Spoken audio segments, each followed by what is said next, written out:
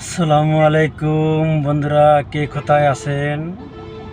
এখন আমি বর্তমানে আছি জাহাঙ্গীর গেট। রাত বাজে 11টা 11। সরি, দেখে লিখি কটা বাজে। হ্যাঁ, 11টা 11।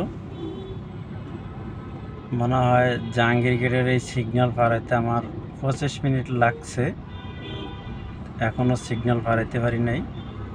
প্রধানমন্ত্রী কার্যালয় থেকে জাহাঙ্গীর গেট আসতে আমার 25 মিনিট লাগছে, এখনও সিগন্যাল পাড়াইতে পারিনি।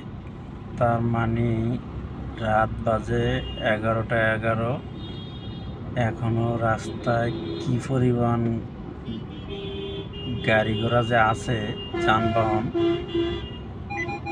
তাহলে আপনারা আজকে না থাকলে রাস্তা অবশ্যই বুঝতে পারতেন না। এখন তো সব ধরনের গাড়ি ঢুকছে, ট্রাক, রিক্সা, বাস, সব ধরনের গাড়ি ঢোকনে রাস্তায় প্রচুর জ্যাম হয়ে গেছে। আর এই জ্যাম রাস্তার ওই পাশেও আছে, ডাইন পাশে ফার্মগেটের দিকে যাওয়ার রাস্তাতেও আছে এয়ারপোর্ট থেকে। দেখা যাক এই জাহাঙ্গীর গেট পাড়াইতে কত মিনিট লাগে। হঠাৎ কেন এত জ্যাম হয়ে গেল আল্লাহ পাক জানে। অবশ্য আমি টিক্কাপাড়ার থেকে আসছি মোহাম্মদপুর, ওখানেও জ্যাম ছিল। বিভিন্ন জায়গায় ঘুরিয়ে ঘুরিয়ে আসছি, মোহাম্মদপুর হইয়া, লালমাটি হইয়া, আরং হইয়া ঘুরে বেড়েছি। রাস্তা জ্যামের কারণে এখনও জ্যাম দেখা যেতেছে। রাস্তায় মনে ট্রাফিক নাই, তো ওই জন্যই মনে হয় জ্যামটা এত হইতেছে। আশা করা যায় ক্লিয়ার পাবো। মহাখালী সিগন্যাল ফ্লাইওভারে গেলে মনে হয় একটু যে ক্লিয়ার পাওয়ার সম্ভাবনা আছে।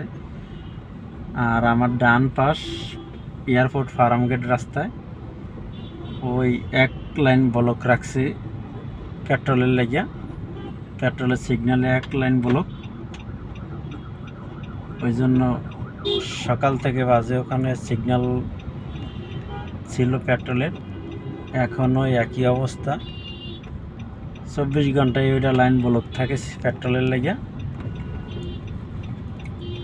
হ্যাঁ, ট্রাফিক নাই তো ওই জন্যই রাস্তা একটু যানজট বেশি, যে যার মন মতো হয়ে চলতেছে, এই জন্যই একটু যানজট বেশি হইতেছে।